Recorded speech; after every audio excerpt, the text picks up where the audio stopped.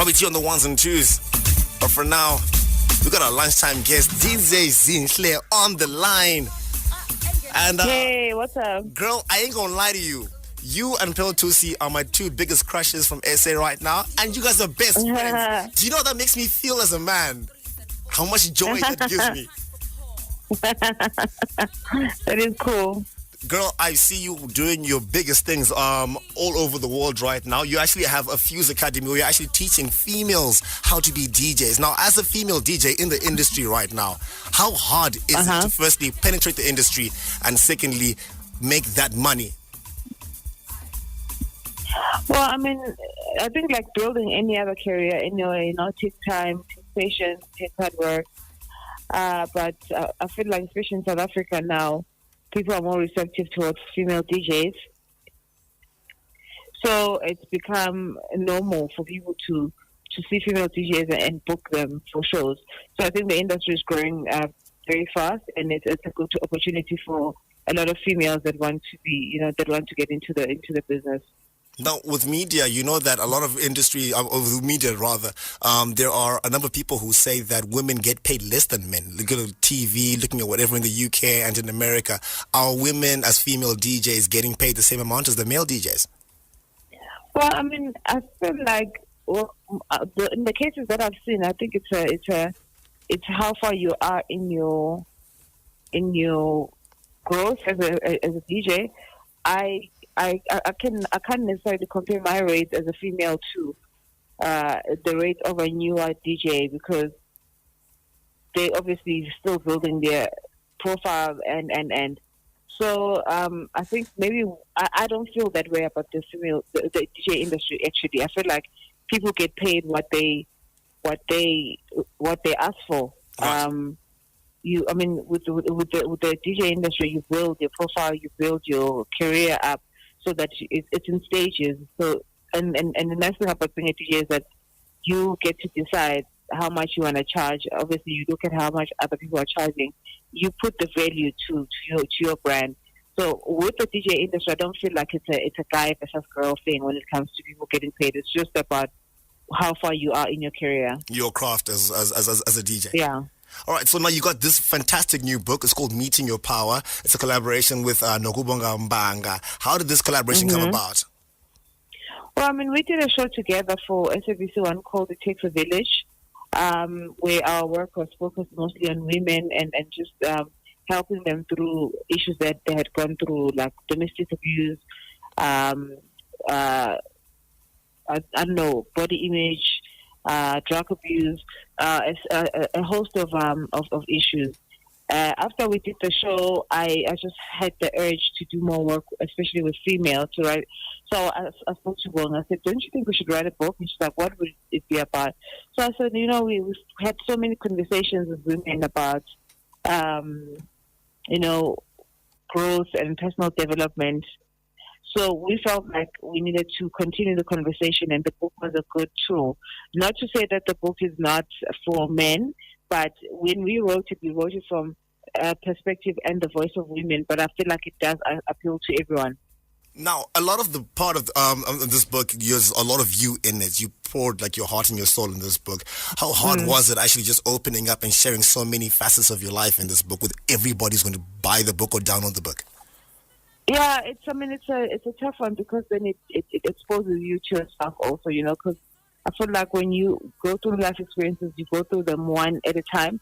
But when you're writing a book, it's like you're going through everything again, all over again. You're remembering things, and it's hard sometimes because you want to say things, but you don't want to sound like you don't want to compromise yourself. But we decided, let's just open up, let's be honest, and people will receive it the way they're supposed to, because in actual fact, we all go through the same experiences in life. Right. No one can judge me and say, "Oh, how come you went through that? What's wrong with you?" These are the things that all the women go through. And the idea behind the book also is that we want people to know that they're not alone in all the things that they go through. So that's why the book is so honest. That's why we wrote more about our experiences, so that people can see that all of us go through the same things. It's just how we interpret them for our lives. Now, speaking of womanhood, of being women, you're a yummy mommy now, man. You're a mom. Yeah. Congratulations. Yeah, I've been for 3 years. Thank you so much. It's amazing. Yeah, how was that experience, though? No, it's been good. It's been really good. I mean, she's talking now, and she's funny. We're always laughing at her. She's always saying the funniest things. Like, I mean, when she was younger, I mean, it's cute when she does baby language, but now she can actually have a conversation and tell you things. But her view of the world is so innocent and so skewed at sometimes. So she's always making us laugh. She's very, very funny. And has that made you grow as a person, as a personality? Of course, as a mom, you're going to be a mom, but then as an individual, like your outlook at life, how has that made you like empowered as a woman? Yeah, totally. Yeah, I mean, it's changed a lot of things for me. Even just work, I enjoy work. I appreciate my work, but I think ever since I had the baby, it's got more purpose now. I enjoy it more. I appreciate it more, and I want to teach her a lot of values around hard work and achieving the things that you want for yourself. So it does change a lot to be a mother. Now, looking at the latest news that's going on online, one of the biggest hashtags right now is RIP ProKid, the hashtag.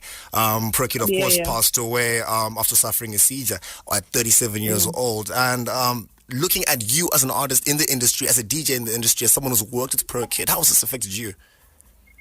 Sorry? How has this affected you? Well, I mean, I knew Pro for a long time. We worked together when he still had his Bankisan merchandise years ago. I mean, we all looked up to Pro when he first came out. I remember he had a rap battle with Kato, and I mean, we haven't heard of Kato since then. And ProKid became the biggest artist after that. But me and him were pretty close. But I was very scared of him. I just kind of told him because he had a presence, and he was very talented, and he was very quiet. So he would listen to you, and I feel like he's from Mekas, he's very streetwise. So I was very careful with the stuff that I say around him. But I think the last time I saw him was definitely 2 years ago. Because I mean, I guess we all grew apart, and we went on with our lives. And I asked him, "Are you okay?" He said, "No, he's okay. He's working." But he was a very cool guy, man. He was talented. He didn't have. I mean, at the time when he gave me the opportunity to work with his brand, I was a nobody, and he didn't have to give me the opportunity, but he did. And I remember he came to the launch, and it was quite amazing. So it's really a sad time, and I think it's also a wake up call for us to check on people, make sure that they're okay, because we seem to just go on with our lives, and then when they die, then only then we're like, oh my gosh, Pro was a friend of mine, Pro was this, but now he's gone. Now, you worked with ProKid, and so did AKA. We call him Baba Kairophobes in Zimbabwe, Kairo's dad. Now, I'm a bit of a stalker, I told you already, with the little crush that's going on with you. DJ Zinhle, AKA, when you were asked on East Coast Radio if you would ever get back with him, you said you don't know. It's been a few hours. Let's count them as hours. I'm pretty sure by now you've reached a decision. Would you get back with AKA? Did I do what? Would you get back with AKA? I still don't know. Oh, girl, come on, like, help me help you. Should I give you some counseling and some guidance here? Love is like a flower. I still don't know. Yeah. There's no urgency to that. The time will tell. Yeah. You never know. Life is interesting. I'm hearing some romantic undertones as you say that. Huh? I'm hearing some romantic undertones as you say that phrase. You're getting what you want to hear. Things are not what they are. Things are what we are. So you are hearing it from what you wish for it to be. Awesome stuff. Now, how can people actually get your book? Once again, it's called Meeting Your Power. It's a fantastic book. It's a very powerful book. Like you were saying, it's really insightful, and it's a really, really powerful book, especially for the women. How can people get access to this book? Because they need to get it.